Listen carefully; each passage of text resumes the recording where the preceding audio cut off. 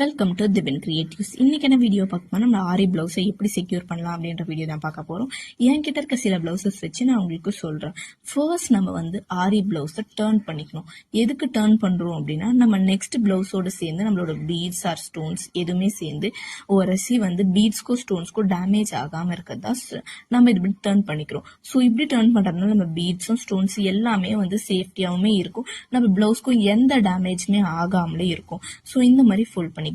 So இந்த மாதிரி fold பண்ணி நெக்ஸ்ட் காட்டன் பேக்ஸ்ல தான் மேக்ஸிமம் செக்யூர் பண்றது நல்லது. அப்படி காட்டன் பேக்ஸ்ல இந்த மாதிரி நம்ம பிளவுஸ் 1 by 1 கூட காட்டன் பேக்ஸ்ல செக்யூர் பண்ணிக்கலாம், நோ ப்ராப்ளம். அப்படி காட்டன் பேக்ஸ் இல்லைன்னா வால்ட்ரோப்ல கூட இப்படியே மடிச்சு வச்சுக்கலாம்.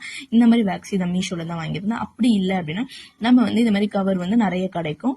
ஸோ ஃபேன்சி ஸ்டோர்ஸ் அந்த மாதிரி ஸ்டோர்ஸ்ல கிடைக்கும். இந்த மாதிரி கவர் வாங்கி நம்மளோட பிளவுஸை உள்ள அழகா மடிச்சு செக்யூராகவுமே வச்சுக்கலாம். இந்த மாதிரி வச்சுட்டா இன்னும் சேஃப்டியாகவுமே இருக்கும். நம்மளோட பிளவுசஸ் பார்க்க அழகாகவுமே திருப்பி நம்ம நெக்ஸ்ட் தேடுறப்ப ரொம்ப யூஸ்ஃபுல்லாகவுமே இருக்கும்.